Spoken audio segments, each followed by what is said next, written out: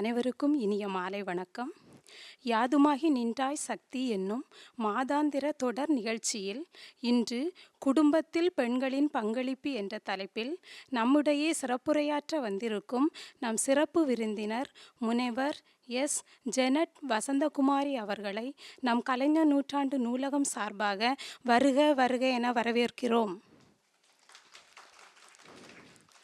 தொடர்ந்து இந்நிகழ்விற்கு தலைமையேற்க வந்திருக்கும் நம் கலைஞர் நூற்றாண்டு நூலகத்தின் நூலகர் மற்றும் தகவல் அலுவலர் மற்றும் உதவி நூலகர் மற்றும் தகவல் அலுவலர் அவர்களையும் வருக வருக என வரவேற்கிறோம்.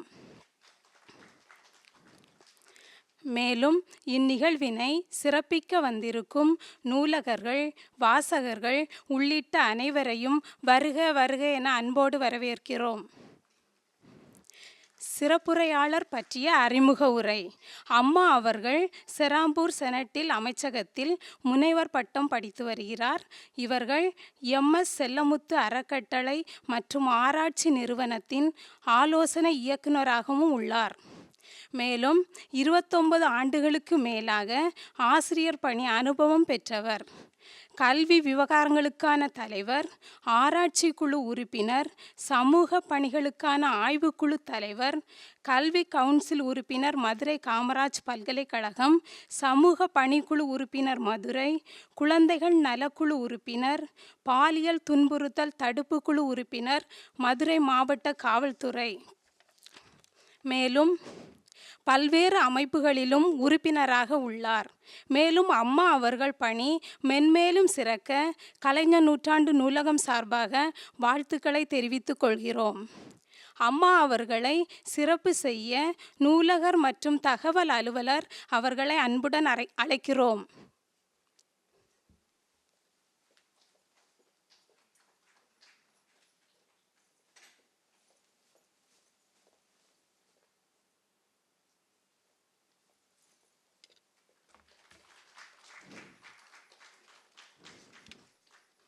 நன்றி.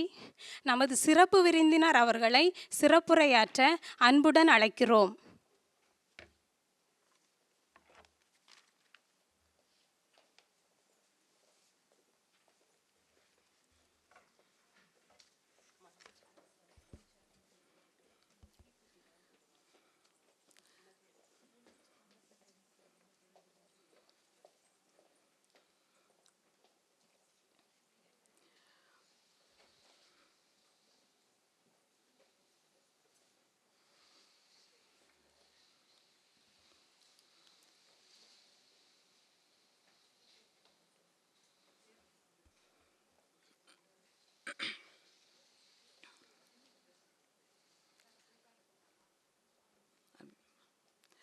முதலாவதாக இந்த நல்ல நிகழ்வுக்கு என்னை அழைத்து வந்த கடவுளுக்கு நன்றி கூறி, இந்த கலைஞரின் இந்த நூற்றாண்டு விழாவின் நூற்றாண்டு நூலகத்தின் முதன்மை நூலகர் டாக்டர் தினேஷ்குமார் அவர்களுக்கும், துணை முதன்மை நூலகர் மிஸ்டர் சந்தானகிருஷ்ணன் அவர்களுக்கும், நூலகர் மிஸ் சரிதா அவர்களுக்கும், உதவி நூலகர் மற்றும் தகவல் அலுவலர் மிஸ்ஸஸ் சிவகாமசுந்தரி அவர்களுக்கும் மற்றும் அனைத்து நூலகர்கள் அனைவருக்கும் எனது வாழ்த்துக்களை கூறி, நன்றியினை கூறி, எனது அழைப்பை ஏற்று இங்கு வந்துள்ள அனைத்து நண்பர்கள், எங்களது கல்லூரியான சமூக அறிவியல் கல்லூரியுடைய மாணவர்கள், ஆசிரியர் மற்றும் அனைவருக்கும் எனது வாழ்த்துக்களை கூறி, பல இடங்களிலிருந்து வந்துள்ள உங்களுக்கும் எனது வாழ்த்துக்களை கூறி எனது சிற்றுரையை நான் ஆரம்பிக்கிறேன். இது ஒரு முக்கியமான ஒரு தலைப்பு என்று என்னுடைய நண்பர்களிடம் நான் பேசும்பொழுது கூறினார்கள். இந்த தலைப்பு ஒரு ரொம்ப சாதாரணமான ஒரு தலைப்பு அப்படி கூட நம்ம எடுக்க முடியாது. ஏனெனில் ஒரு ஆழமான ஒரு தலைப்பு என்று தான் நான் எடுத்துக்கொள்ள முடியும். இதில் குடும்பத்தில் இது வந்து நம்ம வீடுகளில் என்ன நடந்து கொண்டிருக்கிறது அதை பற்றி தான் இப்போ நம்ம பேச போகிறோம். அதனால் இது வந்து ரொம்ப ஒரு ஃபார்மலாக ஆக்க வேண்டாம்னு மேடம் சொன்னாங்க. இது ஃபார்மலாக இல்லை, ஒரு பெரிய ஸ்பீச் மாதிரி இல்லாமல் ஒரு டிஸ்கஷன் மாதிரி. இது எப்படி நம்மளுடைய குடும்பங்களில் நம் அன்றாடம் நம்மளுடைய வாழ்க்கையில் பணிபுரிகிற நம்மளது குடும்பங்களில் உள்ள பெண்கள் எவ்விதம் தனது ஒரு முடிவெடுத்தலில் அவர்கள் எவ்விதம் உள்ளார்கள், த டெசிஷன் மேக்கிங் அப்படிங்கிறதுல இன்றைக்கி நம்ம குடும்பங்களில் எத்தகைய ஒரு டெசிஷன் மேக்கிங்கில் அவங்க பங்கு பெறுகிறார்கள். அந்த முடிவெடுத்தல் அப்படிங்கிறது இன்றைக்கி நிறைய இடங்களில் பல பிரச்சனைகளுக்கு ஒரு முக்கிய காரணமே ஒரு சரியான நேரத்தில் சரியான முடிவை எடுக்காதது. சரியான இடத்தில் சரியான நேரத்தில் சரியான நபரிடம் சரியான முடிவுகளை நாம் எடுக்க தவறும் பொழுது அது மிகவும் ஒரு ஒரு வேதனையான விஷயத்தை நம்ம கொண்டு செல்ல முடிகிறது. அதுக்கு தான் குறள் அழகாக கூறுவார், எண்ணித் துணிக கர்மம் துணிந்த பின் எண்ணுவோம் என்பது இழுக்கு. ஒரு விஷயத்தை நாம் செய்யும் முன்பதாக பல காரியங்களை நாம் யோசித்து அதன் பின்பு எடுக்கிற முடிவை நாம் எக்காரணத்தை கொண்டும் மாற்றாமல் இருக்க வேண்டும் என்பது மிக மிக முக்கியமான ஒன்று.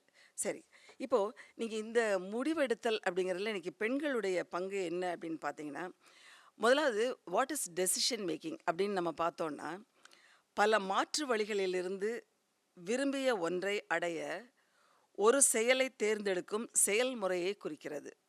பல வழிகள் இருக்கிறது, ஆனால் அதில் ஒரு வழியை மட்டும் நான் எடுக்க முடிகிறது அப்படிங்கிறது தான் என்னுடைய முடிவு. அதான் என்னுடைய தெளிவான முடிவு. இன்றைய காலகட்டத்தில் இன்றைக்கி குடும்பங்கள் மட்டுமல்ல, இன்றைக்கி ஒவ்வொரு இடங்களிலுமே பெண்களிடம் நாங்கள் கல்லூரி எல்லா இடங்களிலும் நாங்கள் பேசும் பொழுது கூட அந்த டெசிஷன் மேக்கிங்கை நாங்கள் அதிகமாக சொல்லுகிறோம். வாழ்க்கை துணையை தேர்ந்தெடுத்துக்கிறதுக்காக சில சமயங்கள் எங்களுடைய கவுன்சிலிங்க்கு எங்களுடைய இப்பொழுது நான் சார்ந்திருக்கிற முதலில் நான் மதுரை சமூக அறிவியல் கல்லூரியில் முதல்வராக இருந்து ஓய்வு பெற்று அதன் பின்பு MS செல்லமுத்து அறக்கட்டளையினுடைய டைரக்டர் கவுன்சிலிங், இப்பொழுது அஹானா ஹாஸ்பிட்டலில் என்னுடைய கன்சல்டன்ட் கவுன்சிலர் அண்ட் சைக்கோ தெரபிஸ்டாக பணிபுரிகிறேன். இப்போ அந்த இடத்துல எல்லாம் எங்களுக்கு பெண் குழந்தைகள் வரும்பொழுது என்னுடைய வாழ்க்கையை சில சமயங்களில் முடிவெடுக்க என்னால் முடியவில்லை, அல்லது எடுத்த முடிவு தவறாகிவிட்டது, நான் எவ்விதம் என் வாழ்க்கையை நான் எடுத்து செல்வது, இது போன்ற பிரச்சனைகளோடு இன்றைக்கி வருகிறார்கள். ஆனால் அந்த குடும்பங்களிலேயே அந்த பெண்களுடைய நிலை என்ன அப்படின்னு பார்க்குறப்போ ஒரு பெரிய கேள்விக்குறியாக இருக்கிறது. இன்றைக்கி பல டைமென்ஷன்ஸை நம்ம எடுத்து பார்க்குறோம். அந்த பல டைமென்ஷன்ஸ்ன்னு எடுத்துட்டிங்கன்னா, முதலாவதாக அந்த அந்த நிதி மேலாண்மை. மதிப்பிற்குரிய டாக்டர் முத்துராஜ் சார் வந்திருக்கிறார், அமெரிக்கன் கல்லூரியிலேயே முன்னாள் பேராசிரியர். அப்போ நான் இதை பற்றி பேசினேன். ஏன்னா இது நிதி அப்படின்னு உடனே அவர்கிட்ட தான் நம்ம போய் நிற்கணும். சார் இதை எப்படி நம்ம கொண்டு போகலாம் அப்படின்னு உடனே அவர் மிக அழகாக தெளிவாக கூறினார். இன்று நம்மளுடைய பெண்கள் மத்தியில் அந்த நிதி நிர்வாகம் எவ்விதம் செல்லுகிறது, அந்த நிதி நிர்வாகத்தை நிர்வகிப்பதற்கு பெண்களுக்கு இன்னைக்கு சரியான ஒரு அவர்களுக்கு முடிவெடுப்பதில் அவர்கள் தெளிவாக இருக்கிறார்களா, அவருடைய குடும்பத்தில் உள்ள அந்த அந்த பிரச்சனைகளை அவர்கள் எடுத்துக்கொள்ள, எது நிதி பிரச்சனை இன்னைக்கு நிதி ஒரு குடும்பத்தை நல்லா கொண்டு வரணும்னா இன்றைக்கி அவங்களுக்கு பொருளாதாரம் ரொம்ப முக்கியமான ஒன்று. அந்த பொருளாதாரம் இன்றைக்கி குறையும் பொழுது, பொருளாதாரத்திற்கு இன்றைக்கி வழி இல்லை என்கிற பொழுது இன்றைக்கி அந்த பெண் குழந்தைகள் இன்றைக்கி பெண்கள் மிகவும் கஷ்டப்படுகிறார்கள். உங்களுக்கு தெரியுமா, கொரோனா டைமில் எல்லாருக்குமே வேலை போய்விட்டது. அப்போ அந்த இடத்துல அந்த பெண்கள் தான் இன்றைக்கி அந்த குடும்பங்களையே நிர்வகித்து வந்தார்கள். வீட்டில் எல்லாருமே வீட்டில் வேலையில்லாமல் உட்காந்துருக்காங்க. அந்த இடத்துல யார் அந்த குடும்பத்தை தாங்குனது அப்படின்னு பார்த்தா அது ஒரு பெண்கள் தான். அவங்களுடைய சேமிப்பிலிருந்து அவர்களை சேர்த்து வைத்த ஈவன் பொருள்களிலிருந்து இன்றைக்கி பல கஷ்டமான ஒரு சூழலில் இன்றைக்கி அந்த பெண்கள் நிச்சயமாக அந்த குடும்பத்தை பாதுகாத்தார்கள், பராமரித்தார்கள் என்பதில் ஆச்சரியமே இல்லை. நீங்கள் அதேமாதிரி சுனாமியில் கூட நீங்கள் நிறையா பார்த்தீங்கன்னா ஆண்கள் நிறைய பேர் மரணம் அடைந்து விட்டார்கள். நிறைய இளம் பெண்கள் அந்த இடத்துல இருக்கும் பொழுது அவர்கள் இன்று குடும்பத்தை நிர்வகித்து கொண்டு இருக்கிறார்கள். அப்போ நிதி நிர்வாகம் அப்படிங்கிறது ஒரு சாதாரண விஷயம் இல்லை. ஆனால் இன்றைக்கி படிக்காத இன்றைக்கி நம்ம ரூரல் அப்படின்னு சொல்கிறோமே, இன்றைக்கி அந்த இடத்துல இருக்கிற பெண்களை பார்த்திங்கன்னா அதிகமான நிதி மேலாண்மை நம்ம அவங்கள்ட்ட தான் நம்ம பார்க்க முடிகிறது. அவங்களுடைய கூலிக்கு சென்று வந்த பணமாக இருந்தால் கூட அதில் அவங்க சில சமயங்களில் ஒரு பெட்டிக்குள்ளே டப்பாவில் போட்டு வச்சுக்குவாங்க. அந்த வேணுங்கிற நேரத்தில் அதை எடுத்து கொடுப்பாங்க. குழந்தைகளுக்கு தெரியாமல் கொடுப்பாங்க, அப்பாவுக்கு தெரியாமல் கொடுப்பாங்க, தனியாக ஏற்கனவே சாமான்களை வாங்கி வச்சுக்குவாங்க. ஸோ இது எல்லாமே ஒரு நம்ம ஒரு ரிலாக்ஸாக எடுத்துக்கிட்டோமா, அந்த கிராமத்தில் இருக்கிற அந்த பெண்களுடைய நிதி நிர்வாகத்தை நம்ம சரியாக பராமரிக்கவில்லையா, புரிந்து கொள்ளவில்லையா தெரியல. படிக்கலைங்கிற ஒரே காரணத்துக்காக நம்ம ஒதுக்கிவிட முடியாது. ஏனெனில் இன்றைக்கி கிராமங்களில் இருக்கிற பெண்களுடைய முடிவெடுத்தல் பண்பு இன்றைக்கி அதிகமாக வைக்கொண்டிருக்கிறது.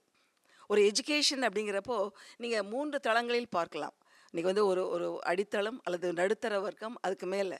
ஆனால் இன்றைக்கி நடுத்தர வர்க்கத்தில் இருக்கிற பெண்களுடைய நிலை தான் ரொம்ப வேதனையான ஒரு விஷயமாக இருக்கிறது. ஏனெனில் அவர்கள் முடிவெடுக்கவும் முடியாது, கணவனை சார்ந்து இருக்க வேண்டும், டிபெண்டன்சி. இன்றைக்கி கூட தியாகராஜா கல்லூரியில் எங்களுக்கு ஒரு லீடர்ஷிப் ட்ரைனிங் ப்ரோக்ராம் நாங்கள் ஸ்டூடெண்ட்ஸ்க்கு நடத்துகிறோம். அதில் ஒரு அம்மா கேட்குறாங்க, உனக்கு என்ன தேவை, நீ என்ன உன்னுடைய என்னவாக விரும்புகிறாய், எதிர்காலத்தில் உன்னுடைய திட்டம் என்ன அப்படின்னு கேட்குறப்போ, ஒரு பொண்ணு ரொம்ப அழகாக எழுதிருச்சு. எனக்கு வந்து ஃபஸ்ட்டு வந்து நான் வந்து நல்லா படிக்கணும், ஒரு வேலைக்கு போகணும், இண்டிபெண்ட்டாக இருக்கணும். அந்த அந்த செல்ஃப் ரிலையன்ஸ், என்னை நான் சார்ந்து இருக்க வேண்டும், நான் மற்றவர்களை சார்ந்து இருக்கக்கூடாது என்பதை மிக தெளிவாக கூறினார்கள். ஆகவே அந்த நிதி நிர்வாகம் ஒரு பெரிய நிதி மேலாண்மை அப்படிங்கிறது மிக முக்கியமான ஒன்று. அடுத்து அந்த முடிவெடுத்ததில் பெண்களுக்கு குழந்தைகளின் வளர்ப்பு, எதிர்காலம். இன்னைக்கு குழந்தைகளை எவ்விதம் வளர்க்க வேண்டும், குழந்தைகளுக்கு நான் பிடித்தது எதை செய்வது, தாயாக இருந்து நான் என்ன செய்வது, அவருடைய கல்வியை நான் எவ்விதம் நான் எடுத்து செல்ல வேண்டும், அவனுடைய விருப்பத்தை நான் எவ்விதம் பூர்த்தி செய்ய வேண்டும், இது போன்ற பல கேள்விகளுக்கு இன்றைக்கி வந்து அவர்கள் ஆளாகி கொண்டிருக்கிறார்கள். அப்போது அவங்க பையன்கிட்ட அவங்க போராடணும், கணவர்கிட்ட போராடணும், அதுக்கப்புறம் ஒரு முடிவு எடுக்கணும். அந்த முடிவு இவங்க எடுப்பாங்களா அப்படின்னு கேட்டால், அதெல்லாம் நான் முடிச்சிட்டேன்னு நம்மளுடைய தலைவர், குடும்ப தலைவர் சொல்லிட்டாருன்னா அந்த அம்மானால் ஒன்றும் பேச முடியாது. அப்போது இந்த மாதிரி நேரங்களில் அந்த பெண்களுடைய silent cry I can say, ஏன்னா அமைதியின் அழுகையாக இன்றைக்கி சில பெண்கள் வீட்டில் இருக்கிறார்கள், முடிவெடுக்க முடியாமல். ஏனெனில் நீ உனக்கு தான் நான் சொல்கிறத நீ சாப்பிட்டுட்டு பேசாமல் வேலையை மட்டும் பாரு, வேறு வீட்டில் உனக்கு பேச ரைட்ஸே இல்லை அப்படின்னு சொல்கிற இன்றைக்கி எத்தனையோ குடும்பங்களை நம்ம பார்க்குறோம்.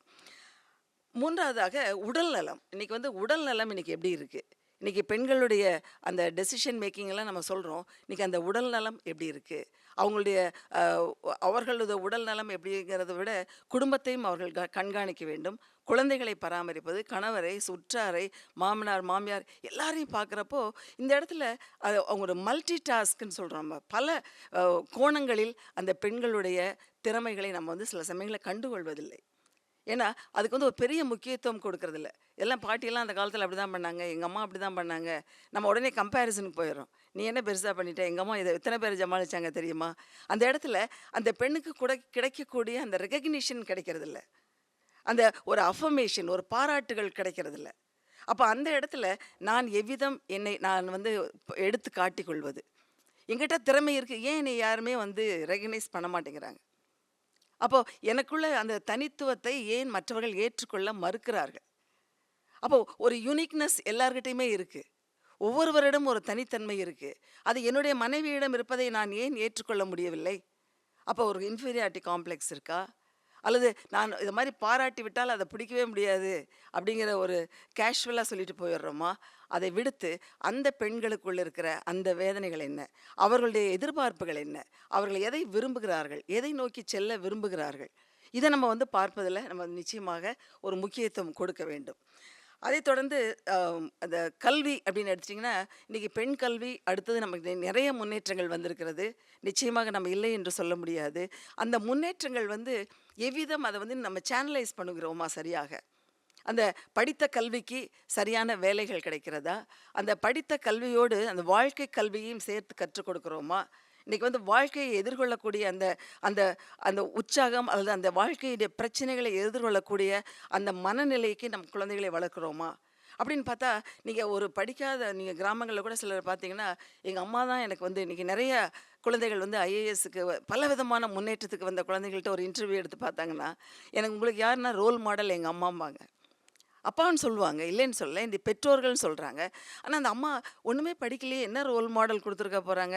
த வே ஷி ஆக்ட்ஸ், அவங்களுடைய வாழ்க்கை முறையை அவர்கள் சரியாக வகுத்து செல்லும் பொழுது அதற்கு கல்வி வந்து கல்வி வந்து நம்ம சரியாக வழி நடத்துகிறது, நிச்சயமாக வழி நடத்துகிறது.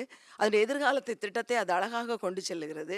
அதே சமயத்தில் இன்று வயல்களில் இன்றைக்கி வேலை செய்கிற பெண்கள் இன்றைக்கி வந்து எல்லாருமே வந்து நிறைவோடு தன்னிறைவாக இருப்பதற்கான வாய்ப்புகள் இருக்கிறது. மேம் நீங்கள் என்ன ரூரல்லையே சொல்கிறீங்க, அப்போ அர்பன்லலாம் எப்படின்னா, நிச்சயமாக நகர்ப்புறத்தில் எல்லா வளர்ச்சிகளும் இருக்கிறது, எல்லாமே நமக்கு இருக்குது. ஆனால் இன்றைக்கி எங்களுக்கு வர்ற கிளைண்ட்ஸ் எல்லாம் நீங்கள் பார்த்தீங்கன்னா நிறைய ஐடி ஃபீல்ட்லேருந்து வராங்க, பலதரப்பட்ட இடங்கள்லேருந்து வராங்க. அப்போது இன்றைக்கி வந்து என்னுடைய கவுன்சிலர் இவங்க எங்கள் ஹாஸ்பிட்டல் கவுன்சிலர் ஷர்மிளா வந்திருக்காங்க. ஏன்னா அவங்களுக்கு தெரியும் நிறைய இடங்களில் இன்றைக்கி வந்து இந்த பெண்களுடைய பிரச்சனைகள் இன்றைக்கி வந்து அதிகமாக வந்து கொண்டிருக்கிறது. அதில் நிறைய மன இறுக்கம், மன அழுத்தத்தோடு வருகிற பெண்களை நாங்கள் அதிகமாக பார்க்குறோம். அப்போ அவங்களுக்கு என்னென்னா, படித்து முடித்தவுடன் அந்த வாழ்க்கை கல்வியை பற்றி ஒன்றுமே சொல்லாமல் டக்குன்னு அவங்களுக்கு வந்து அவங்களாவே சில சமயங்களை தேர்ந்தெடுக்கும் பொழுது அங்கே டெசிஷன் மேக்கிங் ஒரு பெரிய பிரச்சனையாக இருக்கிறது. அப்போ அவங்க யார்கிட்ட போய் சொல்லணும், அம்மாட்ட வந்து பேசியிருக்கணும், ஆனால் அம்மாட்ட பேசுகிறதில்ல. அப்போ இந்த இடங்களிலையுமே அவர்களுடைய பிரச்சனைகள் இன்றைக்கி வந்து அதிகமாக இருக்கிற வாய்ப்புகள் இருக்குது. இதில் அன்றாடம் பெண்கள் சந்திக்கிற சவால்கள் என்ன அப்படின்னு பார்த்தீங்கன்னா, முதல்ல குறைவான அதிகார பகிர்வுன்னு சொல்கிறோம். அந்த அதிகார பகிர்வு குடுக்குறாங்க. ஆனா, அந்த இடத்துலயுமே ஒரு ரெஸ்ட்ரிக்ஷன்ஸ் இருக்கும். இன்னைக்கு வந்து நிறைய இடங்கள்ல நம்மளுடைய அரசாங்கம் பலவிதமான இடங்கள்ல முன்னேற்றமான வழிகளில் கொண்டு செல்ல விரும்புகிறார்கள். சட்டங்கள்ல நமக்கு சாதகமாக இருந்தாலுமே, என்னுடைய மனதில் உள்ள எனக்குள்ள அந்த தாழ்வு, அல்லது எனக்குள்ளேயே இருக்கிற அந்த ஒரு பயம், அல்லது நான் இதெல்லாம் எப்படி பண்றதுங்கிற ஒரு தன்னுடைய திறமையை தானே உணராத ஒரு சூழலில் இன்னைக்கு பெண்கள் இருக்கிறார்கள். அது வந்து எதுக்காகன்னா, அந்த அவேர்னஸ் இன்னைக்கு வந்து குறைந்து வருகிறது. இன்னைக்கு வந்து எவ்வளவோ திட்டங்கள், எவ்வளவோ அருமையான ஒரு திட்டங்கள் இன்னைக்கு பெண்களுக்காக நாம் எடுத்து சென்றாலும், அதை ஏற்றுக்கொள்ளுகிற பக்குவம் எனக்கு இருக்கிறதா? என்னுடைய பார்க்குற கோணத்தை நான் மாற்றுகிறேனா? என்னுடைய பெர்செப்ஷன் பெண்கள்லாம் இப்படி தான் இருக்கணும் அப்படிங்கிற அந்த கட்டுப்பாட்டுக்குள்ளேயே நாம் இருக்கிறோமா? அல்லது என்னுடைய எனக்கென்று ஒரு தனி உணர்வு, எனக்கென்று ஒரு தனி வழி, என்னுடைய விருப்பம் இன்னைக்கு இன்னைக்கு நினைச்ச நேரம் எனக்கு ரோட்ல போய் எனக்கு ஒரு காஃபி குடிக்கணும்னு ஆசை. ஆனா நம்ம குடிக்க முடியாது. ஏன்னு கேட்டா நம்ம ஸ்டேட்டஸ் அப்படி, நம்மளுடைய குடும்பம், குடும்பத்தை சார்ந்த ஒரு கலாச்சாரம் இதெல்லாம் இருந்துச்சுன்னா, எனக்கு எனக்கு இஷ்டப்படி போய் சாப்பிட முடியாது. இஷ்டப்படி நான் ரோட்ல நிக்க முடியாது. என்ன இப்படியெல்லாம் உங்க பொண்ணு இருக்கு நாளைக்கு பேசிருவாங்க. அப்போ இந்த மாரி எடுக்கிற இந்த மாரி உணர்வுகள் தான் என்ன ஆயிருதுன்னா, நம்மளுடைய ரியாலிட்டி எனக்குள்ள இருக்கிற அந்த இன்னர் சைல்டு அப்படிங்கிறோம். உள் மனக்குழந்தை வெளிவர தவிக்கிறது. ஆனா, அந்த கட்டுப்பாடுகள் என்னை மிகவும் அழுத்துகிறது. ஸோ இதுதான் ஒரு முக்கியமான ஒன்று. குறைவான அதிகார பகிர்வு. குடுத்தாலும் ஏற்றுக்கொள்ள முடியாத ஒரு பக்குவத்தில நம்ம இருக்கிறோமா? இது வந்து ஒரு கேள்வியா தான் நான் உங்கள்ட்ட கேட்கிறேன். ஏன்னா, இன்னைக்கு நெறைய விஷயங்கள் நமக்கு வந்து முன்னேற்றமான பாதைகளை எடுத்து செல்லும் பொழுது, நாம் ஏன் அதை வந்து நம்ம இன்னும் யூட்டிலைஸ் பண்ணிக்க முடியல? அப்போ இன்னைக்கு வந்து ஒரு வேளை வெளிய வந்து எங்களுக்கு வந்து பாதுகாப்பு இல்ல. அதனால அம்மா வந்து விடமாட்டாங்க அப்படின்னு சொல்லுவாங்க. Of course. ஆனா, அது ஒரு சரியான ஒரு அணுகுமுறை தான். ஆனா, அதே நேரத்தில அந்த பெண் தானே தன்னை பாதுகாத்துக் கொள்வதற்கான வழிமுறைகளையும் அந்த பெண்கள் வந்து எடுத்துக்கொள்ள முயற்சிகள் எடுக்க வேண்டும். அதுக்கடுத்து ஆணாதிக்க அமைப்புன்னு சொல்றோம். இதுவுமே இன்னைக்கு வந்து ஒரு ஃபெமினிஸ்டிக் ஆட்டிட்யூட்ல நான் பேசல இந்த இடத்துல. நான் குடும்பத்தை மட்டும் தான் மையமாக வைத்து பேசுகிறேன். ஆணாதிக்கம் சொல்றது ஒரு பக்கம் இருந்தாலுமே, ஒரு விதத்துல ஆண்களோடு இணைந்து செல்வதற்கு ஏன் நம்மை முயற்சி செய்யக்கூடாது? ஆண்களும், பெண்களும் ஒரே இடத்துல ஒரு சரிசமமாக எடுத்து நாம் செல்லும் பொழுது, இன்னைக்கு இந்த எண்ணங்கள் வந்து மாற்ற வேண்டும், மாற்றப்பட வேண்டும். ஏன்னா, எப்பொழுதுமே அந்த மேல, கீழ அப்படிங்கிறது இல்லாம, அந்த ஒரு குடும்பம் அப்படின்னு எடுத்துட்டா, நம்ம வந்து இருவரும் ஒரு நண்பர்களாக ஏன் நாம் இருக்கக்கூடாது? இருவரும் கலந்து ஆலோசிக்க கூடாதா? ஒரு முடிவு எடுக்கும் பொழுது, ஏன் நம்ம 2 பேருமே உட்கார்ந்து பேசி இதுக்கு ஒரு சஜஷனுக்கு வந்தா என்ன? இன்னைக்கு எத்தன வீடுகள்ல அது நடக்கிறது? இன்னைக்கு ஏன்னா, இன்னைக்கு அந்த ஒரு டெசிஷன் எடுக்கிறதுக்கு முன்னால சில இடங்கள்ல நாங்க கவுன்சிலிங்ல சொல்லுவோம். நீங்க ஒரு குடும்பமாக உட்கார்ந்து ஒரு டயலாக் கார்னர்ன்னு வைங்கன்னு சொல்லுவோம். எவ்ரி டே அல்லது எவ்ரி வீக் வந்து ஒரு இடத்துல ஒரு டயலாக் கார்னர்ன்னு ஒண்ணு வச்சுட்டு, நீங்க உட்கார்ந்து அங்க பேசணும். அந்த டயலாக் கார்னர்னா ஒரு வீட்டிலேயே ஒரு ஸ்பேஸ் எடுத்து உட்கார்ந்து பேசுங்க. அந்த பேசும்பொழுது ஒரு சின்ன ரூல்ஸ் எப்படின்னா, ஜட்ஜ்மென்டலா இருக்கக்கூடாது. ஆர்கியூமென்ட் இருக்கக்கூடாது. அவர்களை அவர்களாகவே ஏற்றுக்கொள்ள வேண்டும். Accept them as they are. சில்ட்ரன பேச விடுங்க. ஒய்ஃப பேச விடுங்க. ஒய்ஃப் தங்கிட்ட இருக்கிற வென்டிலேட் பண்ணட்டும். இன்னைக்கு எத்தன இடத்துல அந்த வென்டிலேஷன் இல்லாம, இன்னைக்கு அந்த மன இறுக்கத்தோடு, மன அழுத்தங்களோடு இருக்கிற பெண்கள் இருக்கிறாங்க. இன்னைக்கு குடும்ப பெண்கள் சில சமயங்கள்ல எங்களுடைய கவுன்சிலிங்க்கு வர்றப்பலாம், ஹஸ்பண்ட வெளிய உட்கார சொல்லிட்டு இவங்கள்ட்ட பேசுறப்போ, அழுகையான அழுகை. ஏன்னா, அந்த சப்ரஸ்ட் ஆங்கர் அவங்களுக்கு இருக்கு. அந்த அடக்கி வைத்த கோபங்கள், அடக்கி வைத்த வேதனைகள். அப்ப இதெல்லாம் என்னன்னா, எங்க வீட்ல நான் தைரியமா ஒண்ணு பேச முடியாது. ஸோ இந்த மாரி மன அழுத்தங்களோடு இருக்கும் பொழுது, அந்த பெண்களுடைய மனநிலை என்ன? அவர்கள் எவ்விதம் அந்த குடும்பத்தை பராமரிக்க முடியும்? அத நம்ம பார்க்கணும். அதே மாரி நான் சொன்னா செய். அவர் இப்படி இன்னைக்கு நேற்றைய தினத்தில எனக்கு ஒரு கிளையண்ட் வந்தப்போ, எனக்கு உண்மையிலேயே மிகவும் வேதனையான ஒரு விஷயம். ஏன்னா, இந்த தலைப்பை பற்றி நான் யோசித்துக் கொண்டிருக்கும் பொழுது, அந்த என்னுடைய அந்த அந்த ஒரு என்ன சொல்றது, சின்ன பொண்ணு என்னுடைய பொண்ணுடைய வயசுல தான் அந்த பொண்ணு இருக்காங்க. அவங்க பேசும்பொழுது 2 விஷயம் சொன்னாங்க. என்னுடைய வேதனை என்னன்னா, ஒரு திருமணம் செய்தேன். அவர் வந்து அ ஓசிடின்னு சொல்லுவோம். ஆக்குபேஷனல் அதாவது அ ஒரு அப்சசிவ் தாட் உள்ளவரு. எல்லாமே கரெக்ட்டா இருக்கணும். இல்லைன்னா கோவம் வரும் அவருக்கு. அதிகமான கோவம் வரும். அந்த நேரத்தில அவர் கோவம் வர்றப்பலாம் என்னைய அடிப்பாரு. அடியும் வாங்கிக்கணும். குழந்தைய வேற நான் பராமரிக்கணும். அதைத் தொடர்ந்து 2வது குழந்தையும் எனக்கு வந்தப்போ, எனக்கு அந்த டைவர்ஸ் பண்ணிட்டு வர்ற நேரம், மறுபடியும் மீண்டுமாக அவரோடு மனம் திருந்தி நான் செல்லும் பொழுது, அங்கேயும் நான் வந்து அந்த 2வது குழந்தைய பெறுக்கும் பொழுது கூட எனக்கு ரொம்ப அ பயங்கரமான ஒரு வேதனையான விஷயம். என்னை ரொம்ப கொடுமைப்படுத்தினார். ஆனா, அது வந்து பெரிய அவர் கொடுமையாவே எடுத்துக்கல. நீ என்கிட்ட ஒழுங்கா இல்லைன்னா இப்படி தான் உனக்கு அடிப்பேன் நான். அப்போது பலவிதமான வேர்பல் அப்யூஸு, ஃபிசிக்கல் அப்யூஸ் எல்லாம் முடிச்சு கடைசியில் அந்த பொண்ணு வந்து நான் 2வது முறை இவர்கிட்ட வந்தது தவறு அப்படிங்கிற டெசிஷனை நான் தப்பாக எடுத்துட்டேன். முதல் டைமே நான் இருந்திருக்கலாம். ஆனா 2வது முறையும் நான் வந்து அவரோடு இருந்தது என்னுடைய தவறு. அதுக்கப்புறம் அந்த வேதனையில அந்த குழந்தை வயித்துக்குள்ள இருந்து வெளியே அந்த பிரெக்னன்சி வெளியே வந்து டெலிவரி ஆன உடனே, "நீ ஏன் பொறந்தேன்னு கேட்டோன்னே, you won't believe after some time the child died." இப்போ அந்த பொண்ணுக்கு குற்ற உணர்வும் வந்து விட்டது. நான் தான் அந்த குழந்தைய கொன்னுட்டேன். இப்போ அது சொல்லுது, எனக்கு வந்து அந்த நேரத்தில எனக்கு என்ன ஒரு மொமெண்டரி பிளாங்க் மாரி எனக்கு என்ன நடந்துச்சுன்னே தெரியல மேடம். அழுகை, அழுகை. இதுக்கும் ஒரு பெரிய பட்டதாரி, என்ஜினியரிங் ஸ்டூடெண்ட்டு. அவர் வந்து ஒரு எம்டெக் முடிச்சவரு. அப்போ அந்த வேதனையினுடைய தாக்கம் பார்த்தீங்கன்னா, ஒரு முறை நான் சரியான முடிவை எடுக்காமல் விட்டுவிட்டேன். என்னுடைய டெசிஷன் தவறான ஒரு முடிவை நான் எடுத்து இன்று என் வாழ்க்கையே அழிந்து விட்டது அப்படிங்கிற. அதுக்கப்புறம் நாங்க சொன்னோம், இனிமேல் தான் உன்னுடைய வாழ்க்கை ஆரம்பமாகிறது.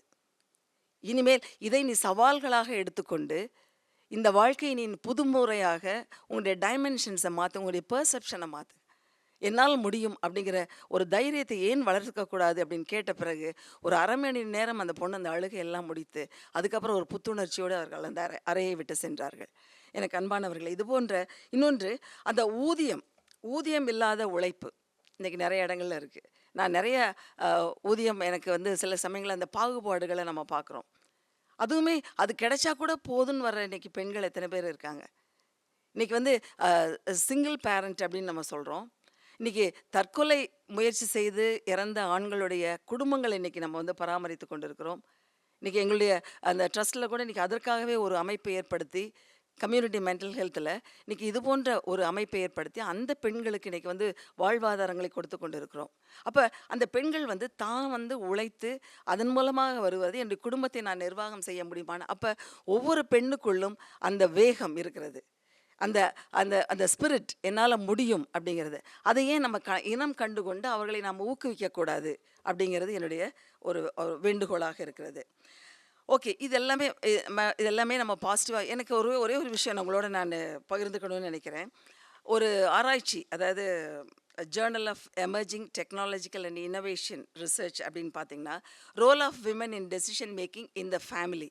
அதில் அவருங்க டாக்டர் ருமாலி அப்படிங்கிறவங்க 2021 ஒரு இது எழுதியிருக்கிறாங்க. அதில் this is patriarchy so in countries like India where society and life of people are molded by traditional and spiritual foundation அப்படின்னு சொல்கிறாங்க. இன்றைக்கி கலாச்சாரத்தோடு நம்ம வந்து இணைந்து நம்ம இருக்கும் பொழுது அவங்க என்னென்னா அந்த women's role is crucial in the family and household economy, and women have not been given equal rights in social, political as well as economic fields சொல்கிறாங்க.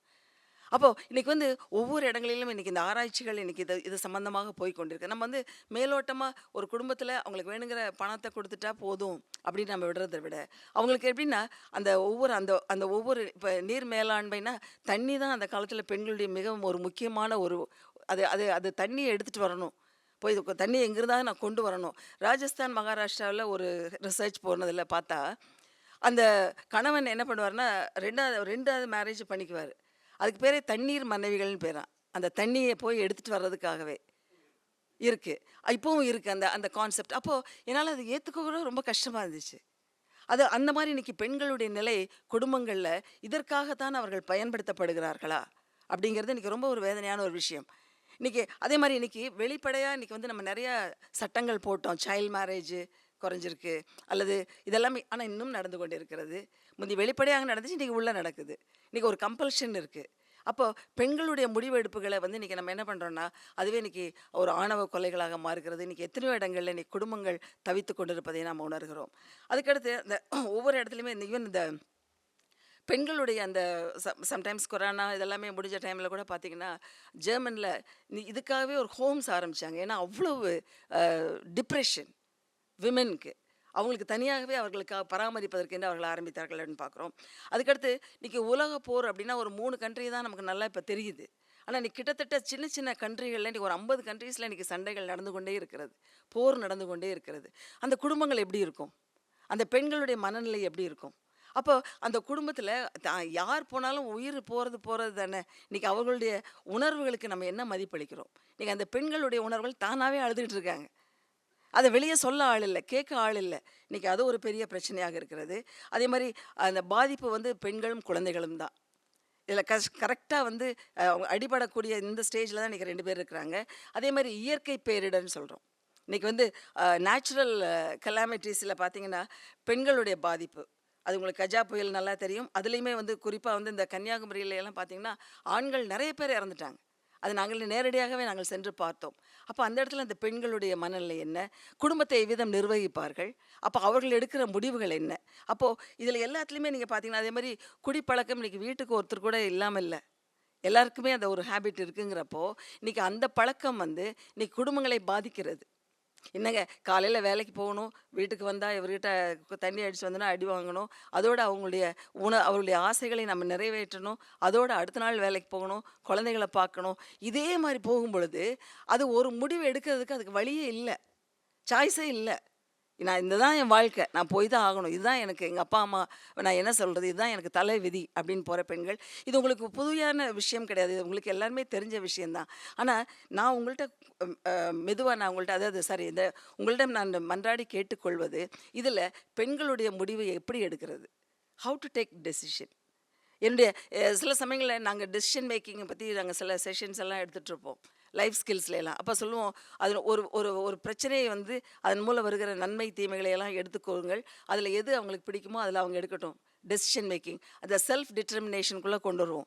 ஆனால் இப்போது இந்த பெண்களுக்கு வேறு வழிகளே கிடையாது, இருந்து தான் ஆகணுங்கிற ஒரு கட்டாயத்தில் அந்த குடும்பத்துக்குள்ளே அவங்க வாழ்க்கை நடத்துகிறார்கள்.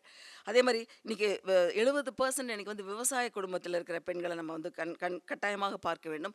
அன்ஆர்கனைஸ் செக்டர்ஸில் இருக்கிறவங்க அந்த பெண்களுடைய குடும்பத்தில் அவங்க எத்தகைய ஒரு தலைமை பண்பு அவங்களோட இருக்கும், டெசிஷன் எப்படி எடுக்கிறாங்க அப்படின்னு பார்த்தோம்னா நமக்கே நேரடியாக தெரியும் அவர்கள் எடுப்பது மிக மிக குறைவான ஒன்று.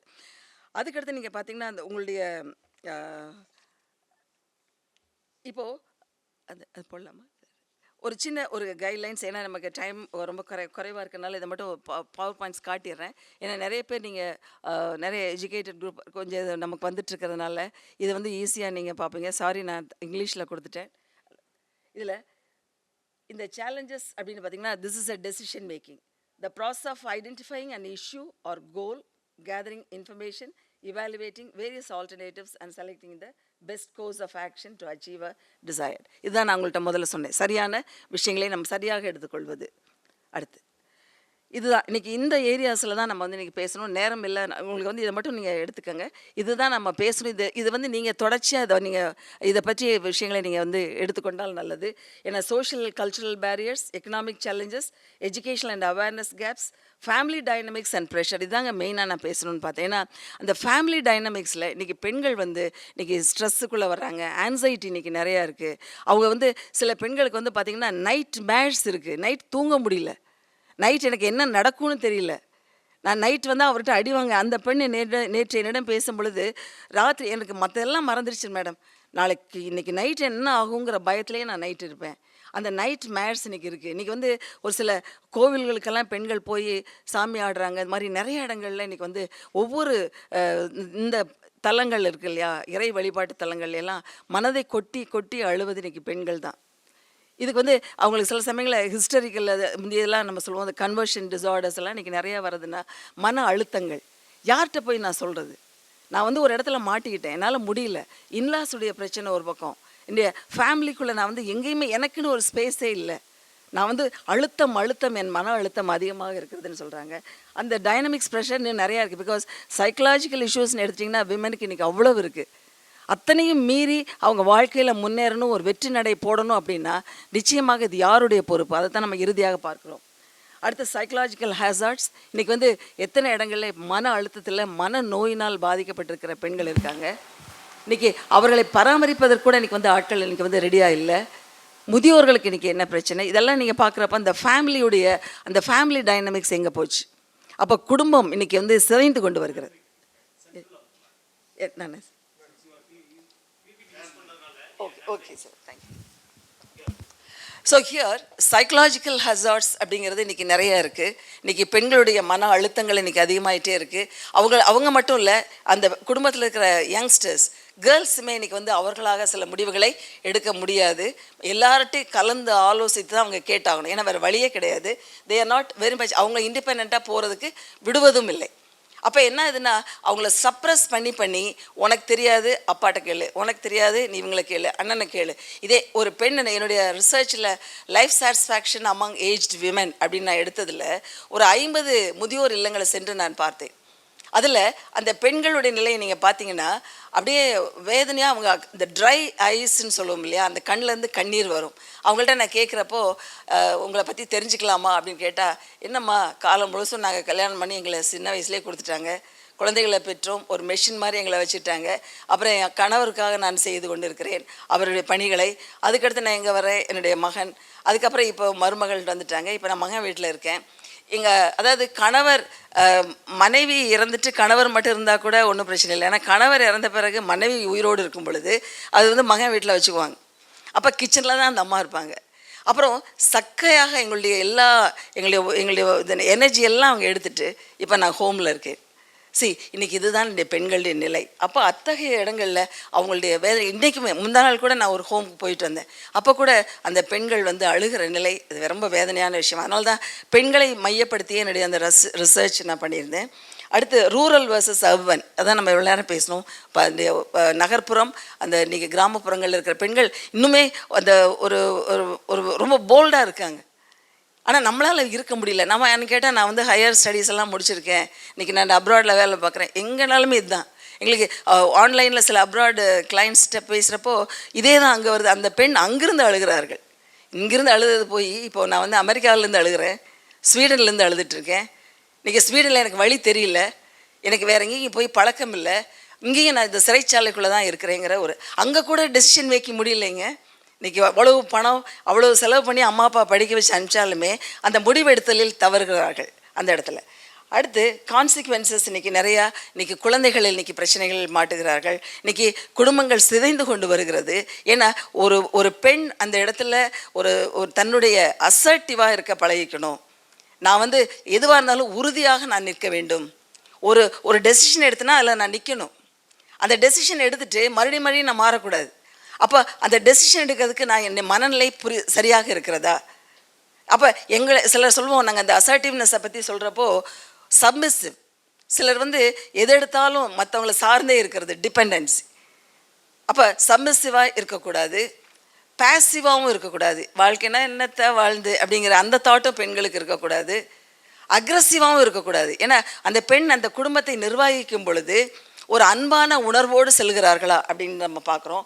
அடுத்து அந்த வே ஃபார்வர்ட் அண்ட் கன்க்ளூட். இப்போ இந்த இடத்துல பெண்களுடைய அந்த அசர்ட்டிவ், சப்மிசிவாக வேண்டாம், அவங்களுடைய பேசிவாக வேண்டாம், அதே மாதிரி அவங்களுடைய அக்ரெசிவாகவும் வேண்டாம், அசர்ட்டிவாக இருக்கிறோமா?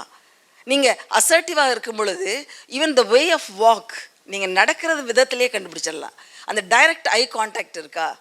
யாரோடாவது பேசணும். இது பின்னி கூட சொல்கிறோம், உங்கள் ஷோல்டரே வந்து ஸ்டிஃபாக இருக்கணும். உங்கள் வே ஆஃப் சிட்டிங் பாஸ்டர்ஸ், நான் வெர்பல் கம்யூனிகேஷன் அதுதாங்க. நீங்கள் சொல்லாமல் சொல்லி கொண்டிருக்கிறீர்கள். என்னிடம் யாருமே வாலாட்ட வேண்டியதில்லை.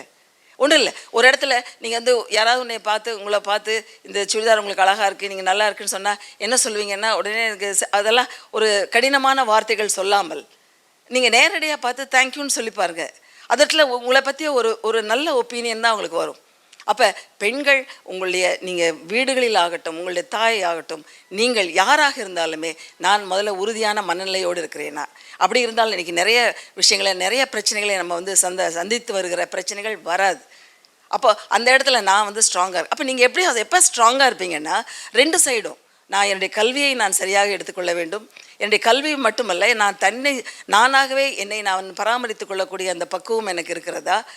குடும்பத்தை நான் வந்து இப்போது ஒரு குடும்பம் அப்படின்னு வந்த உடனேயே இவ்வளவெல்லாம் இருக்குது. ஆனால் இன்றைக்கி பாசிட்டிவாக நீங்கள் பார்த்தீங்கன்னா, நான் எப்போவுமே என்னுடைய கவுன்சிலிங்கில் சொல்கிறது, ஃபஸ்ட்டு சர்க்கிள் யாருன்னா கணவன் மனைவி மட்டும். அதுக்குள்ளே குழந்தைகள் கூட வரமாட்டாங்க. அந்த செகண்ட் சர்க்கிள் தான் குழந்தைகள் வருவாங்க. 3ஆவது சர்க்கிள் அவங்க அப்பா அம்மா, 4ஆவது சர்க்கிள் அவங்க ரிலேஷன்ஸு, 5ஆவது அவங்க ஃப்ரெண்ட்ஸ். இப்படி போட்டுட்டு அந்த ஃபஸ்ட்டு சர்க்கிளை ஸ்ட்ராங்காக போடுவேன் அந்த ரவுண்டு. ஏன்னா நோ ஒன் ஷுட் என்டர். இதில் ஒரு சின்ன லூப் ஹோல் இருந்தாலும் எல்லோரும் உள்ளே நுழைஞ்சு அப்படியே பிரிச்சுடுவாங்க. அப்போ அந்த 3 விஷயங்கள் சரியாக இருந்தால் அது வந்து ஸ்ட்ராங்காக இருக்கும். என்னென்ன அப்படின்னா, நம்பர் 1 ட்ரஸ்ட், நம்பிக்கையின் அடிப்படையில் ஏற்படக்கூடிய உறவு, கணவன் மனைவி உறவு. இரண்டாவதாக லவ் அண்ட் கேர், நான் அன்போடு நேசிக்கிறேனா, ஒரு சரியான பாதுகாப்பை பராமரிப்பை என் குழந்தைகளுக்கு தருகிறேனா, என் மனைவிக்கு தருகிறேனா, என் கணவருக்கு தருகிறேனா, இது ஒன்று. மூன்றாவது அவங்களுடைய செக்ஸ். இந்த மூணும் ஒழுங்காக இருந்தால் அந்த இருவருக்குள் யாருமே நுழைய முடியாது. அப்போது யாருமே நுழைய முடியலைங்கிறப்ப அவங்க 2 பேரும் தான் இணைந்து செயல்பட வேண்டும். நான் இணைந்து செயல்படுகிறேன், விலகாமல் இருக்கிறேன். அந்த இது டைவர்ஸ் வாங்குறதோ அல்லது விவாகரத்தோ தேவையில்லை, இணைந்து செயல்படுகிறேன். ஆர்கியூமெண்ட் நடக்கும். நான் எப்போ என் ஹஸ்பண்டை பார்த்து நான் இதை பற்றி டிஸ்கஸ் பண்ணணும், என் மனைவியை பார்த்து நான் டிஸ்கஸ் பண்ணணும் அப்படிங்கிற எண்ணங்கள் அந்த கப்பலுக்குள்ளே இருந்துட்டாலே அங்கே என்ன ஆகுனா, ஒரு அருமையான ஒரு முன்மாதிரியாக உங்கள் குழந்தைகளுக்கு நீங்கள் இருப்பீர்கள். அப்போ அந்த குடும்பம் என்ன ஆகுனா, எல்லாத்துலேயுமே முன்னுரிமைகள், எல்லாத்துலேயுமே மதிக்கப்படுகிறதா, எமோஷன்ஸை நம்ம ரெஸ்பெக்ட் பண்ணுறது, அவளுடைய உணர்வுகளுக்கு நம்ம மதிப்பளிப்பது. இப்போது எத்தனை பேர் வந்து பாராட்டுகிறார்கள், இன்றைக்கி மனைவியை பாராட்டுவது, கணவனை பாராட்டுவது. இன்றைக்கி பாராட்டுகள் குறைஞ்சிருச்சு. ஏன்னா எல்லாருமே பிஸி, ஒர்க் ஃப்ரம் ஹோம்னு காதில் 2 மாட்டிக்கிட்டு நடந்துக்கிட்டே இருக்கிறோம். இன்றைக்கி பாராட்டுகள் குறைஞ்சிருச்சு. அப்போ டெசிஷன் மேக்கிங்குள்ளே இந்த அம்மா வந்து எதாவது கேட்க போனால் கூட அவர் பேச ரெடியாக இல்லை, அல்லது அவருக்கு ஏதாவது வேணும்னா இந்த மாதிரி ரெடியாக இல்லை. அப்போ இந்த இடத்துல ஒரு பெரிய கேப் வந்துகிட்டே இருக்குது அந்த குடும்பங்களில். அப்போ டெசிஷன் மேக்கிங் ரொம்ப முக்கியம். ஒருவர் பாராட்டி கொள்ளுங்கள். அதே மாதிரி அவர்களுக்கு வேண்டிய உணர்வுகளுக்கு நம்ம ரெஸ்பெக்ட் பண்ணுறோமா, அதுக்கடுத்து அந்த ஒரு நண்பராக பழகுறோமா, இணைந்து செயல்படுகிறோமா, அதுதான் மெயின். அப்போ ஒரு டெசிஷன் எடுக்கணும்னா ஒரு கணவன் மனைவி வந்து இணைந்து செயல்பட வேண்டும், இணக்கமாக இருக்க வேண்டும். தவறு செய்தால் சுட்டாது ஒன்று பேசுகிறப்ப கூட யார் உங்களுக்கு கரெக்டான ஃபீட்பேக் தருவா அப்படின்னா உங்கள் கணவராக இருக்கும் அல்லது மனைவியாக இருக்கும். என்னென்னா அவங்க தான் சரியாக சொல்லுவாங்க. நீங்கள் எங்கேயுமே அவமானப்படக்கூடாதுங்கிற நினைக்கிற ஜீவன்கள் அது.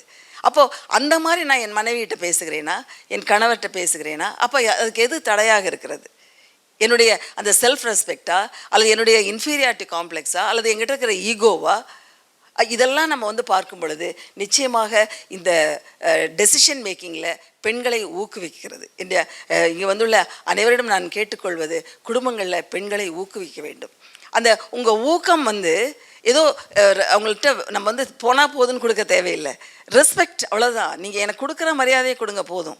என்னைய ஒரு மரியாதையோடு என்னை நடத்தும் பொழுது நான் என்ன பண்ணுறேன்னா, என்னை வந்து நான் குழந்தைகளுக்கு நான் அதை பிரதிபலிக்கிறேன்.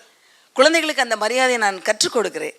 அந்த குழந்தைகள் அதை ஏற்றுக்கொள்கிறார்கள். அப்போ என்னாகுன்னா, ஒரு குடும்பம் நன்றாக மேலே இருக்கணும் அப்படின்னா கணவன் மனைவி இருவருமாக சேர்ந்து அந்த குடும்பத்தை நீங்கள் தாங்கும் பொழுது அந்த குழந்தைகள் ஒரு பெரிய அசர்ட்டிவாக அவர்களுடைய வாழ்க்கையில் எதிர்காலத்தில் இப்போவே நீங்கள் அவளை உருவாக்குகிறீர்கள். எதிர்காலத்தில் நீ இப்படி தான் இருக்கணும், எங்கள் அப்பா எங்கள் அம்மாவை ரெஸ்பெக்ட் பண்ணுவார். அது வந்து அடிமைத்தனம் கிடையாது. நம்ம உடனே ஒரு சின்ன இதை போட்டுடுறோம், நீ வந்து பெண் ஒய்ஃப் பேச்சை கேட்டு ஆடுற அல்லது நீ ஹஸ்பண்ட் பேச்சை. நிச்சயமாக இல்லை. நம்ம எங்கேயோ பிறந்து எங்கேயோ வந்து நம்ம இடத்துல இருக்கிறோம், ஏன் நம்ம ஷேர் பண்ணக்கூடாது? என்னை பற்றி புரிந்து கொண்டவர், என்னை பற்றி புரிந்து கொண்டவர்கள். அதனால் நம்முடைய அடுத்த கட்டத்துக்குள்ளே நீங்கள் செல்லும் பொழுது ஒரு ஒரு அருமையான ஒரு குடும்பத்தை உருவாக்குவதற்கு பெண்களுடைய நிலையை நாம் மேம்படுத்த வேண்டும் என்றால் அதிகார பகிர்வு தேவை.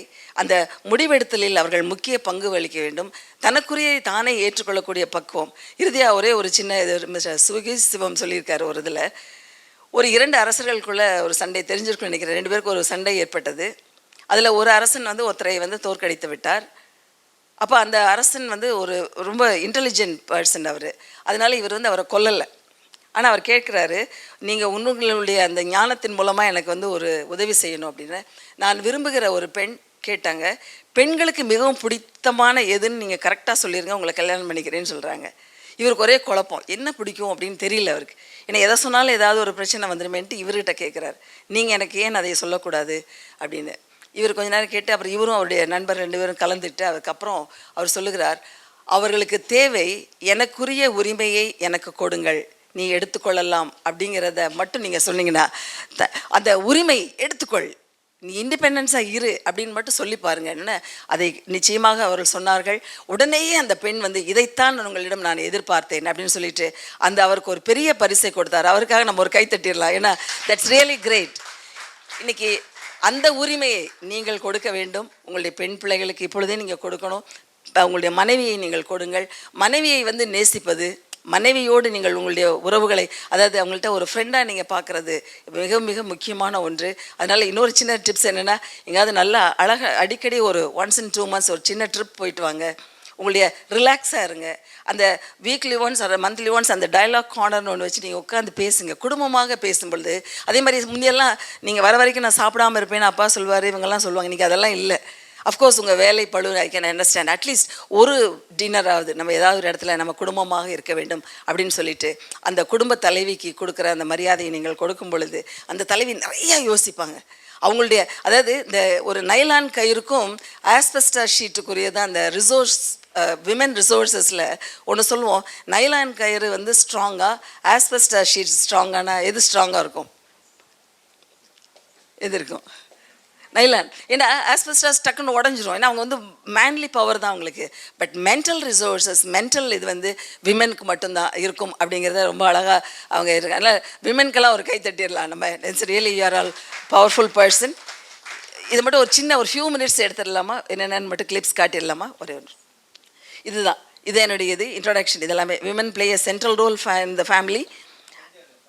ஒரே ஒன்று. The lack of decision making authority, traditional norms and patriarchy restrict participation. Let's discuss on the highlight hazards and challenges. இதில் நெக்ஸ்ட் சோஷியல் கல்ச்சுரல், இதுவுமே நம்மளுடைய மெயின். இது ஃபியர் ஆஃப் சோஷியல் கிரிட்டிசிசம், இதாங்க மெயின். விமன் எங்கே நம்ம மடங்குறோன்னா, யாராவது நம்ம சொல்லிட்டா என்ன பண்ணுறது, யாராவது நம்மளை தவறாக சொல்லிட்டா என்ன பண்ணுறது. அப்போ நீங்கள் கிரிட்டிசிசத்துக்கு வாங்க, அக்செப்ட் பண்ணுங்கள். You can fight for it, you can talk to them, you can prove yourself. ஏன் நீங்கள் கிரிட்டிசிசத்தை பற்றி பயப்படணும்? Okay, next. இதில் limited or no control over financial resources, இதுதாங்க மெயின். நம்ம இவ்வளோ நேரம் பேசினது. Dependence on male members for the property and expenses. இன்னுமே அந்த நம்மளுடைய சொத்துரிமைகள் இதெல்லாமே நமக்கு வருதா, அதெல்லாம் நீங்கள் உங்களுக்கு நல்லா தெரியும். அதில் இன்னும் விமனுக்கு அதை எவ்வளோ தூரத்துக்கு சென்று அடைகிறதுங்கிறத பார்க்கணும். Gender pay gap reduces in influence. Yes, next. இதில் எஜுகேஷனல் அவேர்னஸ் கேப்ஸ் இன்றைக்கி நிறையா இருக்குது. Low literacy reduces confidence and also in the decision making. Lack of awareness of legal aid and financial, இது நம்ம கொஞ்சம் பார்க்கணும். நெக்ஸ்ட். அப்போ ஃபேமிலி டைனமிக்ஸ் அண்ட் ப்ரெஷர்ஸில் பார்த்தீங்கன்னா டாமினன்ஸ் இன்லாஸ் இன் ஜாயின்ட் ஃபேமிலிஸ், அதுலேயும் நீங்கள் ரொம்ப கேர்ஃபுல்லாக பார்க்கணும். அந்த ஜாயின்ட் ஃபேமிலி எவ்வளோ அழகாக கொண்டு போகிறது. அப்போ அந்த ஜாயின்ட் ஃபேமிலியை பார்க்க ஒரு அழகான ஒன்று. ஆனால் அந்த ஜாயின்ட் ஃபேமிலியில் எல்லோரும் ஒன்றா இருங்க, அவங்கவுங்க தனியாக இருங்க, இண்டிபெண்டன்ஸோடு இருங்க. அதுதான் ஜாயின்ட் ஃபேமிலியுடைய சக்ஸஸ். அடுத்து விமென்ஸ் வாய்ஸஸ் இக்னோர்டு. ஏன்னா ஜாயின்ட் ஃபேமிலி எனக்கு நல்லா தெரியும். எனக்கு 25 வருடமாக நான் ஜாயின்ட் ஃபேமிலி, அதனால் எனக்கு அது வந்து ரொம்ப ஐ ரியலி என்ஜாய்ட் இட். அல்ல, women's voices ignored in major decisions and care giving burden limits autonomy. Right, next. Psychological ஹசார்ட்ஸில் பார்த்தீங்கன்னா low self esteem. My dear friends, இதை தான் நான் சொல்ல நினச்சேன். விமெனுக்கு அந்த லோ செல்ஃப் எஸ்டீம் இருக்கக்கூடாது. தன்னை தாழ்வாக எண்ணிக்கொள்வது, தன்னை பற்றிய தாழ்வான எண்ணங்களை நம்ம விட வேண்டும். அண்ட் ஆல்சோ இங்கே வந்து stress and anxiety from lack of age. இங்கே வந்து இன்றைக்கி நிறைய ஸ்ட்ரெஸ் அண்ட் ஆன்சைட்டியோடு இன்றைக்கி விமன் இருக்காங்க. படப்படப்பு உங்களுக்கு அந்த சில சமயங்களில் இந்த ஒர்க்கிங் விமன் எல்லாம் பார்த்தீங்கன்னா அந்த காலையில் இந்த நைட்டு எல்லாம் ரெடியாகி காலையில் இந்த ஆஃபீஸில் வந்து உட்கார்றப்ப பார்த்தீங்கன்னா அப்படியே அந்த ஆன்சைட்டி அப்படியே இருக்கும். அந்த டைமுக்கு வரணும், அதுக்கு போகணும், இதை செய்யணும், அதை செய்யணும். அவங்க செல்ஃப் கேரே இருக்காது. இன்றைக்கி அது போன்ற பெண்கள் இன்றைக்கி அதிகமாக இருக்கிறார்கள். அவர்களுடைய உடல் நலத்தை யார் கவனிக்கிறதுனா கணவர் தான். கணவருடைய உடல் நலத்தை கவனிப்பது இவங்க. இல்லைன்னா இவர் படுத்தாலும் இவங்க தான் பார்க்கணும். ரெண்டால இது ரொம்ப முக்கியமான ஒன்று. அடுத்து here the rural versus urban. Rural women early marriage, illiteracy, less autonomy. But இந்த இடத்துல நான் கொஞ்சம் டிஃபர் ஆகிறேன். ஏன்னா அட்டானமி இப்போ நிறையா வந்துட்டுருக்கு. இதை பற்றி நம்ம ஒரி பண்ண தேவையில்லை. Urban women better education, jobs, but still face bits at home. இல்லை எப்படின்னு கேட்டிங்கன்னா சரி பயாஸ் அட் ஹோம். ஏன்னா இன்றைக்கி விமன் இன்றைக்கி வந்து ஃபேமிலியில் நான் படிச்சிருக்கேன்னு சொல்கிறவங்க கூட இன்றைக்கி எவ்வளோ பேர் டெசிஷன் மேக்கிங்கில் இருக்காங்க. எவ்வளோ பேர் தான் எடுக்கலாம், தான் எடுக்கிற முடிவு சரியாக இருக்குமானா நீங்கள் நிறைய பேர்கிட்ட கேட்கலாம். ஆனால் எடுக்கிற முடிவு ஸ்ட்ராங்காக நீங்கள் தான் எடுக்கணும். அதை வந்து நீங்கள் அழகாக நீங்கள் வந்து இன்னும் கொஞ்சம் அதை ப்ராக்டிஸ் பண்ணணும். அடுத்து கான்சிக்வன்சஸில் poor family health outcomes, especially maternal and child health, lower financial security for families, cycle of gender inequality. இன்றைக்கி அது வந்து இன்றைக்கி நிறையா இன்னும் சைலண்ட்டாக இருந்துகிட்டே தான் இருக்குது. நம்ம இல்லைன்னு மறுக்க முடியாது. நெக்ஸ்ட். ஏன்னா உங்களுக்கு சில இடங்களில் நிறைய வாய்ப்புகள் கொடுத்தாலுமே நம்ம வந்து பெண்கள் வந்து அதை எடுத்துக்கிறதில்ல. அவரை கேட்டு சொல்கிறேன், அவரை கேட்டு தான் வந்து கற்றுக்கணும், தான் அந்த பொசிஷனில் இருந்து பழகணும். ஒரு பஞ்சாயத்து லீடர் கூட நான் ஏன் நின்று அதை பண்ணக்கூடாது அப்படிங்கிறது இன்றைக்கி நிறைய பேர் வந்திருக்காங்க. அந்த க்ரீம் ஆஃப் லேடிஸை வச்சு நம்ம முடிவு பண்ண வேண்டாம்.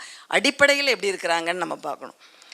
இது வந்து எப்படி நம்ம பண்ணலாம் அப்படின்னு சொன்னால் So promote gender sensitive education and awareness, strengthen financial independence in jobs searches and microfinance, encourage shared decision making in families, legal literacy. My dear friends, இதில் எப்படின்னா இது எல்லாமே இருந்தாலுமே அவங்கள்ட்ட நான் கேட்குறது, உங்களை நீங்கள் பக்குவப்படுத்தி கொள்ள வேண்டும். உங்கள் பெர்செப்ஷனை மாற்றுங்க. உங்களுடைய பார்க்குற கோணத்தை நீங்கள் மாற்றி ஆஸ் அ விமன் நான் என்னால் முடியுங்கிறத எடுக்கிறப்போ நீங்கள் சொல்லுகிற முறைகளில் சில விஷயங்களை சொல்லும் பொழுது எல்லாருமே ஏற்றுக்க ரெடியாக தான் இருக்காங்க. நீங்கள் தைரியமாக இருந்தால் நிச்சயமாக அந்த குடும்பம் ஒரு பெரிய தலை நிமிர்ந்து நிற்கக்கூடிய ஒரு குடும்பமாக மாற்ற வேண்டுமானால் நிச்சயமாக அது உங்களுடைய கையில் தான் இருக்குது. அதனால் இணைந்து செயல்படுவோம், ஆனால் ஒன்றாக இருந்து செயல்படுவோம். எனக்கு பிரேக்கப் அப்படின்னு நான் இந்த யூடியூப்பில் கூட சொல்லியிருக்கேன். பிரேக்கப் ஈஸியாக இருக்குது, divorce why do you want to do it? ஒரு குடும்பம் எதுக்காக இருக்குது? அந்த குடும்பத்தை கொண்டு வரதுக்கான பக்குவத்தை நம்ம எடுக்காமல் உடனே வேண்டான்னு ஓடியாந்துடுறோம். ஏன்னா கான்ஃப்ளிக்ட்லேருந்து you run away from the situation. பிரச்சனையை பார்த்து ஓடுகிறோம். தேவையில்லை, நின்று ஃபேஸ் பண்ணுங்கள். என்ன ஆகிற போகுது பார்ப்போம். அப்போது உங்களை பார்க்குறப்போ நீங்கள் மலை மாதிரி உங்கள் குழந்தைகளுக்கு தெரிவிங்க. இந்த அம்மா எங்கள் அம்மாவுடைய இது நான் விட மாட்டேன். அப்போ அந்த பெண்கள் உங்கள் குடும்பத்திற்கு நீங்கள் ஒரு பெரிய ஆதாரமாக இருக்க வேண்டும்.